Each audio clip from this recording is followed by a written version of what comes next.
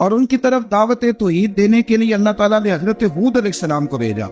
ہود علیہ السلام نے قوم سے کہا کہ میں تم سے کسی چیز کا اجر طلب نہیں کروں گا، میرا اجر میرے اللہ کے بارگاہ میں ہے، پس تم اپنے رب سے بخشش مانگو، پھر اس کی بارگاہ میں توبہ کرو، اللہ تعالیٰ تم پر موسلا دار بارش برسائے گا اور تمہاری قوت میں اضافہ فرمائے گا۔ قوم عاد نے دعوت حق کو رد کیا اور ایمان نہ لائے، بلکہ ہود علیہ السلام پر طنز کیا۔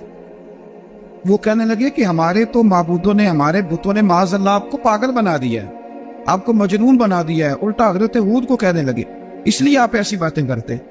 ہود علیہ السلام نے کہا میں اللہ کو گواہ بناتا ہوں اور تم بھی گواہ رہنا کہ میں تمہارے شرک سے بری ہوں اور میں اللہ پر توکل کرتا ہوں اور میں نے رسالت کا حق ادا کر دیا ہے۔ آیت نمبر 58 میں اللہ تعالیٰ نے فرمایا جب ہمارے عذاب کا وقت آ گیا تو ہم نے اپنی رحمت سے ہود اور ان کے ساتھ مومنوں کو نجات عطا کی۔ قوم عاد نے اللہ کی نشانیاں اور رسولوں کو جھٹلایا اور دنیا اور آخرت میں لعنت کے حقدار ہوئے۔ آیت نمبر 61 میں پھر سے حضرت صالح علیہ السلام اور ان کی قوم سمود کے حالات کو بیان کیا گیا۔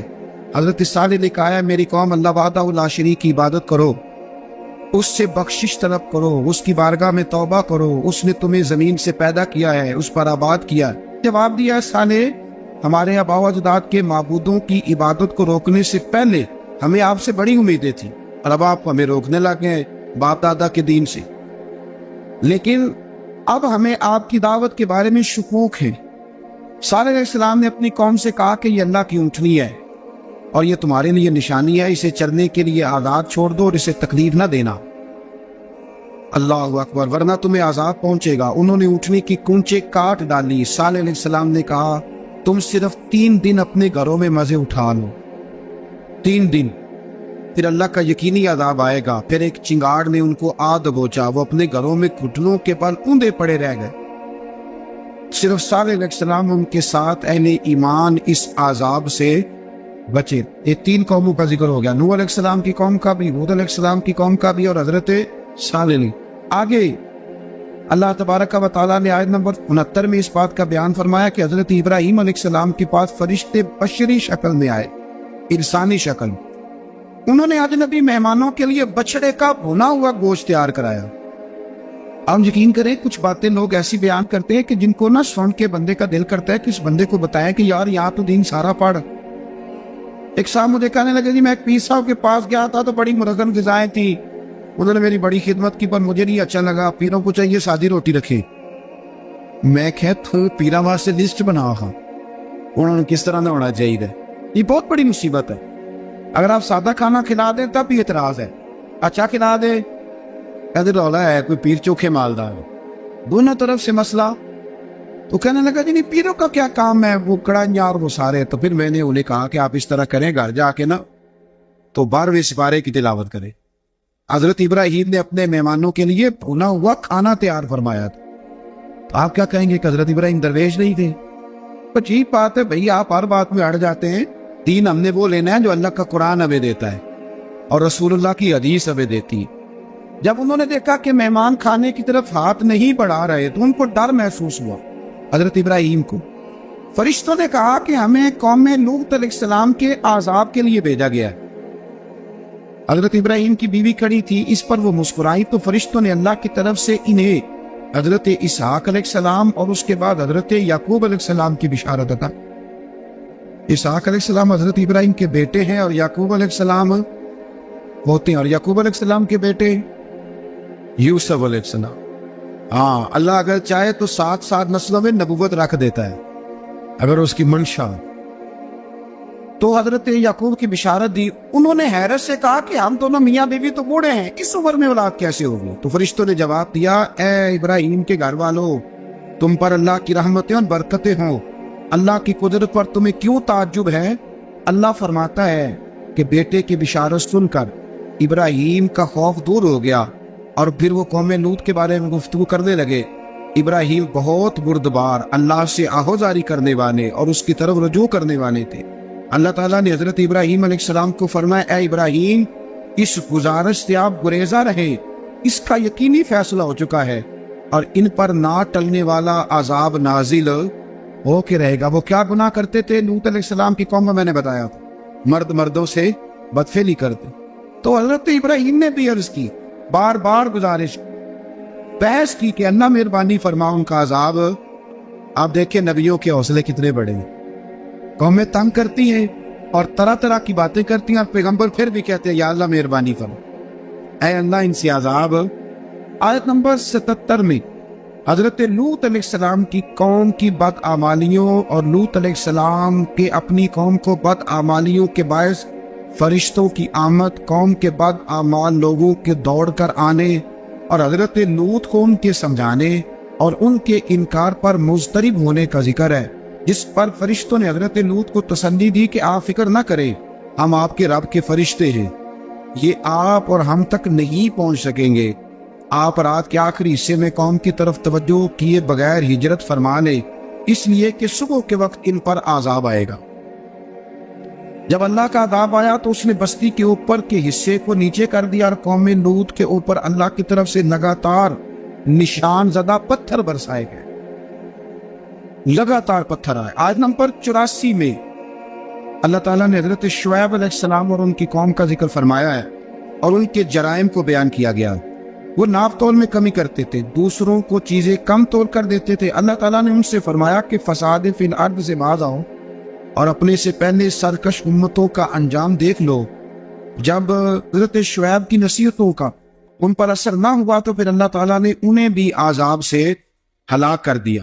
آیت نمبر 94 میں فرمایا کہ جب ہمارا عذاب آیا تو ہم نے اپنی رحمت سے حضرت شعیب اور ان پر ایمان لانے والوں کو بچا لیا, اور ظالموں کو ایک زبردست چنگاڑ نے پکڑ لیا تو صبح وہ اپنے گھروں میں اونٹے منہ پڑے تھے, گویا وہ کبھی وہاں آباد تھے ہی نہیں. آیت نمبر 96 میں حضرت موسیٰ علیہ السلام کو عطا کیے جانے والے 9 معجزات کا ذکر ہے. پھر فرعون اور اس کے پیروکاروں کے باطل روش کے باعث ان کی ہلاکت کا بھی ذکر فرمایا, اور دنیا اور آخرت میں انہیں ملعون یعنی لعنتی قرار دیا. جن بستیوں کو اللہ تعالیٰ نے ہلاک کیا ان میں سے بعض کے آثار موجود ہیں اور بعض کے آثار تک معدوم ہو چکے. ان میں سے ہر بستی والے اپنے ظلم کے باعث ہی ہلاک ہوئے. اللہ تعالیٰ کسی پر ظلم نہیں فرماتا, لوگ خود اپنی جانوں پر ظلم کرتے ہیں. جو شخص عذاب آخرت سے ڈرتا ہے اس کے لیے اس میں نشانیاں موجود ہیں. آیت نمبر 106 سے اللہ تعالیٰ نے انجام کے اعتبار سے لوگوں کی 2 قسمیں بیان کی. 2 قسمیں فرمایا, ایک ہے سعادت مند لوگ اور دوسرے ہیں بدبخت. فرمایا بدبختوں کا ٹھکانہ جہنم ہے جس میں وہ ہمیشہ رہیں گے, اور نیک بختوں کا ٹھکانہ جنت ہے, وہ ہمیشہ اسی میں رہیں گے, اور ان کے لیے اللہ کی طرف سے نا ختم ہونے والی عطا ہے. آیت نمبر 110 میں حضور صلی اللہ علیہ وسلم کو تسلی دی گئی کہ جس طرح یہ لوگ قرآن کے بارے میں اختلاف کرتے ہیں اسی طرح قوم موسیٰ نے تورات کے بارے میں بھی اختلاف کیا تھا, اور اللہ نے ان کے اعمال کا پورا بدلہ انہیں دیا. آیت نمبر 112 سے سرکشی کو چھوڑ کر احکامات دین پر استقامت اختیار کرنے اور ظالموں کے ساتھ میل جول رکھنے سے بچنے کا حکم دیا گیا ہے, اور فرمایا کہ ظالموں سے میل جول کا انجام دوزخ کی آگ ہے.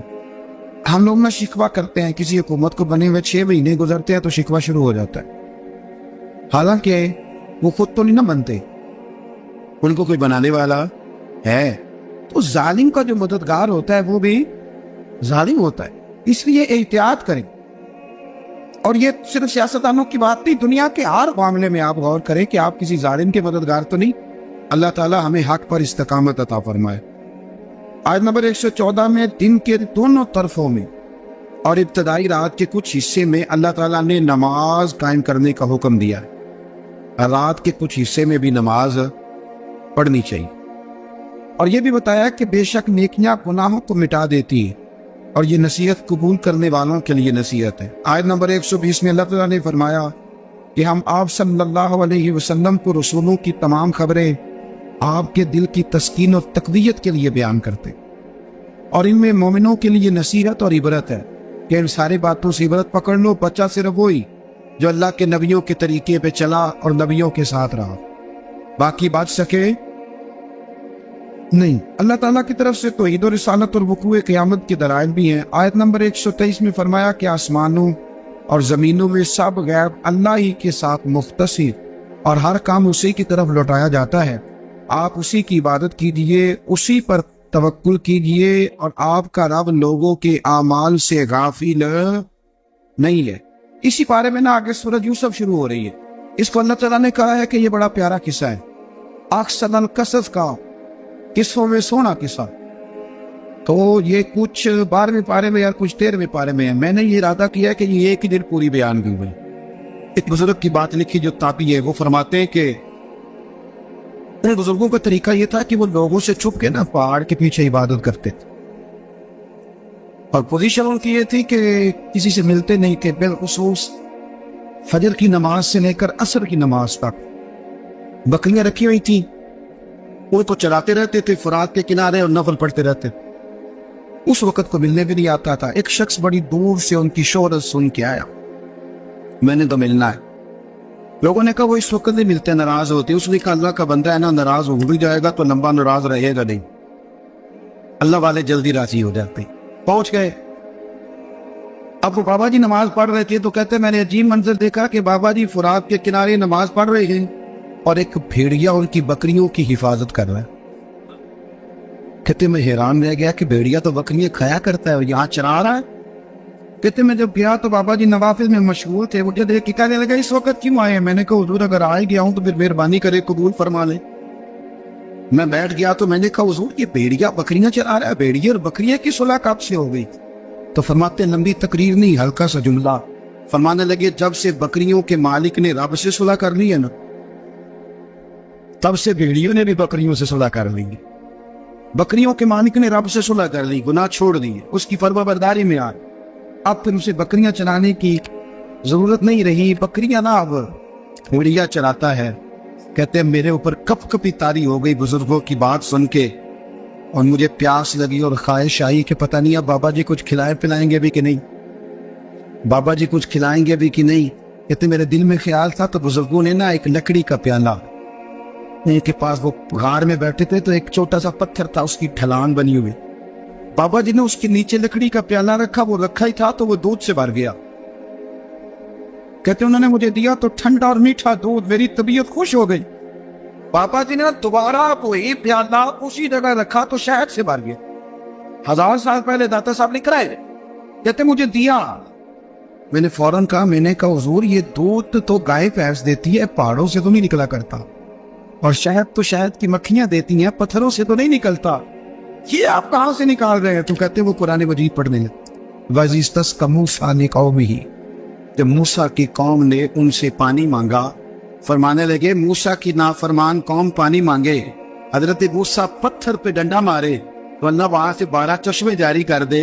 جو رب حضرت موسیٰ کی نافرمان قوم کے لیے پتھر اور پہاڑوں سے چشمے نکال دیتا ہے نا، وہ محمد عربی کے غلاموں کے لیے پتھر اور پہاڑوں سے دودھ اور شہد میں نکال دیا کرتا ہے۔ بزرگ کہنے لگے بس بات یہ ہے کہ آج بھی ہو اگر ابراہیم کا ہی ماں پیدا تو آگ کر سکتی ہے اندازے گلستاں پیدا۔ کہنے لگا حضور پھر میرے لیے بھی دعا کریں۔ آپ فرمانے لگے پھر دعا نہ کرا تو مدینے والے کی غلامی شروع کر، تو نبی کریم کی غلامی شروع کر، تو رسول پاک کی غلامی شروع کر۔ ایک بات علم، پھر فرمایا اللہ رسول سے محبت، پھر فرمایا حضور کی غلامی۔ اس سے سارے مکاشفات کھلیں گے، اس سے سارے مشاہدات کھلیں گے، اسی سے کرامتیں ملیں گی، اسی سے مقبولیت ہوگی، اسی سے اللہ نبی کی بارگاہ میں درجہ ملے گا۔ پھر داتا صاحب آگے بڑھتے، داتا صاحب فرماتے صوفیاء کی ایک جماعت ہے جو کہتی ہے ہم نے تو کبھی اپنی زبان پر دکھ بیان ہی نہیں کیے، ہر شے اپنے رب رسول کے حوالے کرتی، ہر شے اللہ رسول کے۔ اور داتا صاحب کہتے ہیں کچھ ایسے بھی ہیں جو دعا بھی نہیں مانگتے، لوگوں کے لیے مانگتے، اپنے لیے نہیں مانگتے۔ اب دعا کیوں نہیں مانگتے؟ تو کہتے ہیں اللہ کو تو پتہ ہی ہے ہمیں کیا چاہیے، اسے تو پتہ ہی ہے۔ ایک بزرگ کی بات لکھی ہے داتا صاحب نے، میری جماعت میں نا مزاج ہے کرامتوں کا، مجھے وہ ساری باتیں بھی آتی ہیں کہ ایک بندہ کراچی سے آیا، داتا صاحب حاضری دی تو اس کی لاٹری نکل آئی، یہ بھی مجھے آتی ہے، لکھی پڑھی ہے میری کتابوں میں ہے یہ بھی۔ ایک بندہ، یہ ساری باتیں نا آتی ہیں کرامتوں میں، بڑی ساری چیزیں لوگ بیان کرتے ہیں کہ میں وہاں آیا اور میں نے حاضری دی تو موج لگ گئی، یہ ساری باتیں آتی ہیں۔ ہمارے پرانے بزرگ اور بھی کسی سنایا کرتے تھے، ساری ہمیں چیزوں کا پتہ، اور جو عنوان ہے نا وہ حضرت شیخ ابو نور کہتے ہیں کہ ایک بندہ داتا صاحب کے مزار پہ گھوم رہا تھا، داتا 10 روپے دے، 10 روپے دے، 10 روپے دے، تو ایک بندہ بڑی دیر سے اسے دیکھ رہا تھا، وہ کہنے لگا داتا نے تجھے کیا دے دے؟ ادھر آ، میں دوسرے 10 دیے۔ بندہ بڑا حسین تھا، ہنس پڑا، کہنے لگا داتا تیرے بھی صدقے جاؤ، दिन आने लगा तो मुनकर से ही दिलवा दिए, जो नहीं मानता उसी से दिलवा दिए। वो बड़ा परेशान हुआ, मैं और चक्कर में था, इसने मेरे ऊपर ही जड़ दी है बात। क्या लगा दाता तेरे सदके जाओ। तो ये सारी बातें किताबों में मौजूद हैं, लोगों ने अपने अपने मुशाहिदात जो जिसके साथ पेश आए उसके बयान किए हैं। बहुत सारी बातें काबिले बयान हैं, पर जो उन्वान है मैं उस पर रहना चाहता हूँ। दादा साहब रहमतुल्लाह अलैह फरमाते हैं, हमारी तालीमात है कि अपने दुख दर्द दुनियादारों से बयान नहीं करते। सवाल का दरवाजा लोगों के सामने खोलना, अल्लाह वालों से कहेंगे कभी कहना होगा तो, दुनियादारों से कहना।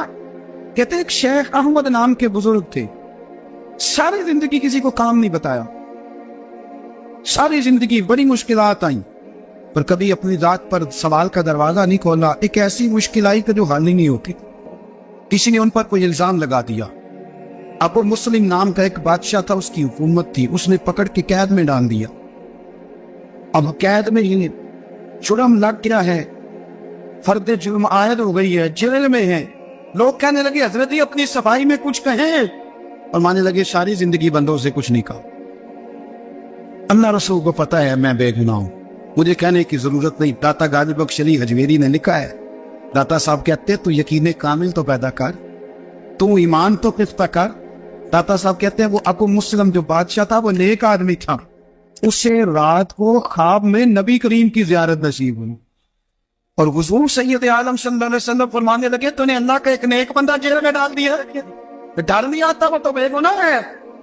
बादशाह आधी रात को खुद उठा। दादा साहब फरमाते हैं किसी गार्ड को नहीं भेजा, पुलिस वाले को नहीं भेजा, जेलर से नहीं, खुद गया, जाके जेल का दरवाजा खोला, दरवाजा खोल के उस दरवेश को आजाद किया। कहने लगा बाबा जाओ, मुझे पता चल गया बेगुनाह है।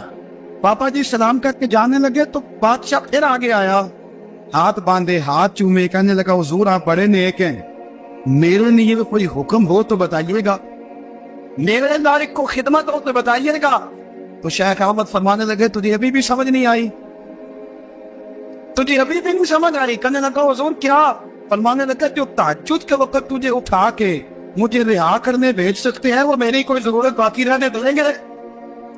मुझे वो जरूरत पड़ेगी किसी और को देने की?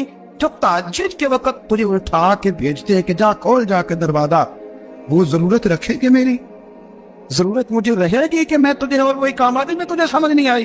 वो दाता अली हजवेरी रहमतुल्लाह अलैह फरमाते हैं इसमें हमारी तबीयत है, हमने बंदों से दिल लगा लिया, दिल अल्लाह रसूल से लगाओ। किसी बंदे से लगाना तो उससे लगाओ जो अल्लाह वाला हो।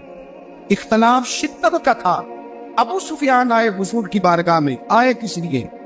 मक्के में कहत पड़ गया है, बारिश नहीं होती।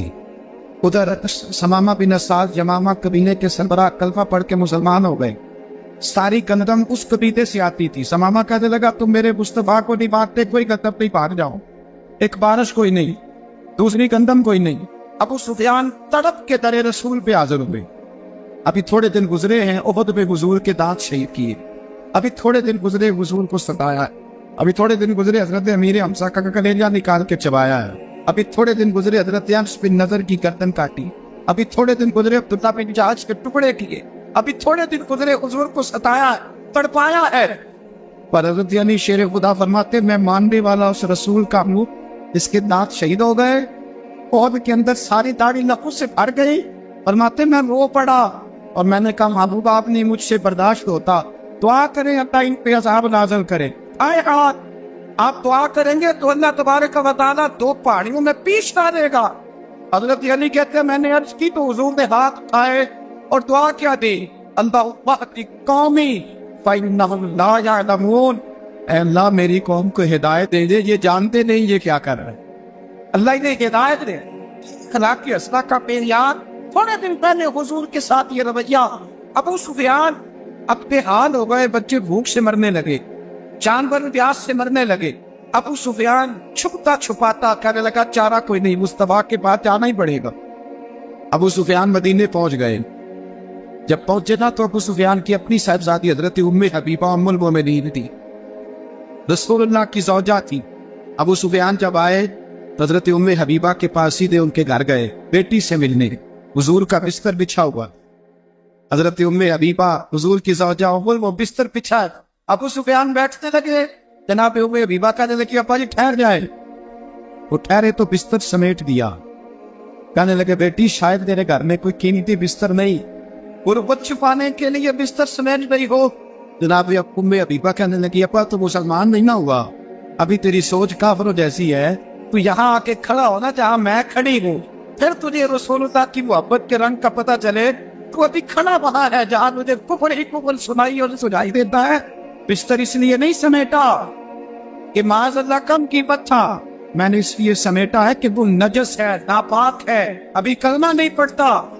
और ये उस रसूल का बिस्तर है कि जो बिस्तर में मौजूद होते हैं तो जिब्रील अमीन कुरान लेके तशरीफ ले आते हो। तेरा वजूद इस काबिल नहीं कि यहाँ बिठाया जा। नबी मोहम्मद सल्लल्लाहु अलैहि वसल्लम की बारगाह तक अबू सुफियान आए। अबू सुफियान कहते मुझे उम्मीद नहीं थी, अभी सोच नहीं ना बदली, कहते मुझे उम्मीद नहीं थी, मेरा ख्याल था वो शिकवे करेंगे, शिकायतें करेंगे, वो कहेंगे तुमने भी तो बड़ा कुछ किया है ना। अबू सुफियान कहते हैं मैं कुर्बान जाऊं, मैंने ये रंग देखा तो मदीने की फिजा वैसी बड़ी ठंडी थी, लेकिन मुस्तफा करीम के साथ जब मैंने बात की तो मेरे वजूद पर गिरिया तारी हो, मेरे ऊपर कैफियत तारी हो गई, मैं तड़पने लगा। कहते मैंने कहा महबूबा में आया हूं, आपका कलमा पढ़ते ही समामा ने गंदम बंद कर ली है, बारिशें रुक गई है, मक्के के लोग भूख और प्यास से मरने लगे हैं, महबूबा बेटियां रोती है, या रसूल अल्लाह माए उनकी छातियों में दूध खुश्क हो गया है, बच्चे बिलखते हैं। अबू सुफियान कहते हैं मैं दुश्मन था, सारे मक्के के लोग दुश्मनी करते थे, लेकिन जब मैंने ये लफ्ज कहे ना अचानक मेरी नजर उठी तो मुस्तफा करीम की तो आंखें आंसू बरसा रही। कहते मेरी बात भी मुकम्मल ना हुई, हुजूर ने पहले रुक्का मंगवाया, समामा के नाम फरमाया, पहले तू इन्हें गता अपनी मर्जी से देता था, अब तेरे नबी का हुक्म है कि पहले से बढ़कर तूने गन्ना देना है। और फिर तेरे मुस्तफा ने हाथ उठाए। और भाई मुश्किल होता है, मुश्किल होता है, सगे भाई के लिए लोग दुआ नहीं करते, तो मेरा शरीका है, सास बहू के लिए बहू सास के लिए दुआ नहीं मांगती, कहते तनाव है, लोग लोगों की जिंदगी नहीं मानते, बीमारी में शिफा नहीं मानते। अबू सुफियान कहते आप ना के नाज तेरे कुर्बान जाऊं। हुजूर ने हाथ उठाए और कहा है अल्लाह मक्के की संगलार पहाड़ियों पे बारिश बरसा, ऐ अल्लाह खेतियां हरी कर दे, ऐ अल्लाह माओ की छातियों पे दूध भर दे, अल्लाह औरतों को ताजगी दे दे, बच्चों को रानाई दे दे, फलों फूलों को ताजगी दे दे। अब उस त्याग करते पहले हुजूर रो रहे थे, और जब नबी पाक की दुआ देखी तो मैंने रोना शुरू कर दिया, मैंने रोना शुरू कर दिया। कहते वापस आया तो वो एहसास कि यार क्या मैं किस शख्स से मिल के आया हूँ, किस किस्म के आदमी से मिल के आया हूँ, ये कैसा लाग गया, ये किस किस्म का अंदाज है कि जिसको मैं पत्थर मारता रहा वो मेरे लिए दुआएं लेके बैठा हुआ है, जिसको सारी जिंदगी सताया है वो मेरे बच्चे के लिए रोता है, मेरी बेटी के लिए उसकी आंख में आंसू है, वो हमारे लिए तड़प रहा है। मेरे भाइयों, अबू सुफियान कहते हैं फिर दूसरा जलवा मैंने तब देखा जब हुजूर मक्के आए, और मैं तो आखिर तक लड़ने आया था तो हुदैबिया तक। कहते जब रसूल पाक मक्के आए और हुजूर ने ऐलान माफी किया तो बनता तो यह था कि मुझे सजा मिलती, लेकिन मेरे मुस्तफा करीम ने फरमाया जो अबू सुफियान के घर में चला जाएगा मैं उसे माफ कर दूंगा। कहते मैंने कहा कि मेरे लिए किस किस्म की सजा तजवीज की है कि मैं उम्र भर दुश्मनी करता रहा, और जहाँ रंग अजीब है हुजूर ने मेरे लिए ही एजाज लिख दिया, फरमाया जो अबू सुफियान की हवेली में दाखिल हो गया मैंने माफ किया। अबू सुफियान कहते पता नहीं कितने पर्दे थे जो उठ गए, पता नहीं कितनी मंजिलें थी जो तय हो गई, पता नहीं कितने जलवे थे जिनका नजारा हो गया, और मैंने गौर से चेहरा देखा तो मेरी आंखों से पट्टी उतर गई, और मुझे अब्दुल्ला की यतीम बेटे के पीछे मोहम्मद रसूलुल्लाह के जलवे नजर आने शुरू हो। अखलाकी कदरें जब मौजूद रहे, यहाँ तो लोग मरे हुए शख्स को मारते हैं, यहाँ तो सड़क पर कितनी करावट है और कितना गिर गया है अखलाक उन लोगों का, एक्सीडेंट हो गया है, ट्रेन की पटरी से उतर गई है, चीखों पुकार है, है तड़पना है, रोना है, चिसकिना है, माँ का बाजू कटा है पर वो चीखती है जरा मेरे बेटे का पता करो, बाप की आंखों में रेत पड़ गई है पर वो तड़प तो मेरा बेटा था, चीखो पुकार हो रही है। और जुल्म है उस कौम का, जो बचाने वाले आए हैं वो पहले आते ही उनकी जेबें टटोल के पटवे देख रहे हैं, गिरी हुई औरतों के, ये आप उठाकर देखिए अखबारात, औरतों के गिरी हुई औरतों के कानों से बालियां नोची गई और उनके कान कट गए। किस कौम का हाल है। इकबाल कहते हैं जिन्हें आता नहीं दुनिया में कोई फन तुम हो, اور بیچ کھاتے ہیں جو بزرگوں کا کفن تم ہو. تم وہ لوگ ہو جو کفنوں پہ سودے کرتے ہو, جو قبروں پہ سودے کرتے ہو. یہ لوگ تجارتیں کر رہے ہیں. اخلاقی پستی کا یہ عالم کہ لوگ قبروں پہ سجدے کرتے ہیں, بیٹے بیچ کے دہیز خریدتے ہیں. غریب کی بیٹی روز تڑپتی ہے, روتی ہے, روز سسکیاں لیتی ہے کہ کہاں سے وہ دروازہ کھلے گا جب میں بھی جب سہاگن ہوں گی, جب میرا باپ بھی عزت کے ساتھ مجھے رخصت کرے گا. اور غریب آدمی بیٹی کی شادی کے بعد اتنا دکھی رہتا ہے, وہ بھی کم ہی لوگ جانتے ہیں. وہ بھی وہی لوگ جانتے ہیں جو اس منظر سے گزرتے ہیں. ہمارا اخلاقی معاملہ اس قدر زیادہ تباہی کا شکار ہے. میرے مصطفیٰ کریم سید عالم نور مجسم صلی اللہ علیہ وسلم جذبات کا خیال رکھتے, احساسات کا خیال رکھتے, تصورات کا. او بھائی, اس سے بڑا اخلاق کا مظاہرہ کہاں سے لینے جاؤ گے؟ کیا بتا کے لال فرماتے ہیں میرا دل کرتا ہے نماز لمبی پڑھاؤ, نماز اللہ کی نماز, دل کرتا ہے لمبی نماز پڑھاؤ, میں لمبی سور سے تلاوت کروں, میں بل کے رب کریم کا قرآن پڑھوں, میں اللہ تبارک و تعالیٰ کی قرآن مجید کے ذائقوں میں کھو جاؤں. لیکن حضور فرماتے نماز میں کسی بچے کے رونے کی آواز آتی ہے, کسی بوڑھے کی ہائے کی آواز آتی ہے, کسی بیمار آدمی کی ہائے کی آواز آتی ہے. نبی پاک فرماتے میں اللہ کی نماز چھوٹی کر دیتا ہوں, اللہ کے بندوں کا خیال کرتا ہوں. میں رب کی نماز چھوٹی کر دیتا ہوں, رب کریم کے بندوں کا خیال کرتا ہوں. خدا کے بندے تو ہیں ہزاروں, پنوں میں پھرتے ہیں مارے مارے, میں اس کا بندہ بنوں گا جس کو خدا کے بندوں سے